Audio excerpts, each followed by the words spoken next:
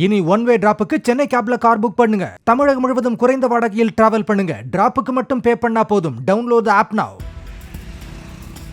திருவள்ளூர் அரசு மருத்துவக் கல்லூரி மருத்துவமனையில் அவசர சிகிச்சை பிரிவு மற்றும் புறநோயாளிகள் பிரிவுகளின் நுழைவு வாயிலின் கதவுகளுக்கு மேல் உள்ள டைல்ஸ்களும் சிமெண்ட் பூச்சிகளும் பெயர்ந்து விழுவதால் அவ்வழியாக பொதுமக்கள் செல்லாமல் இருக்க பேரிகார்டுகள் வைத்து தடுக்கப்பட்டுள்ளது.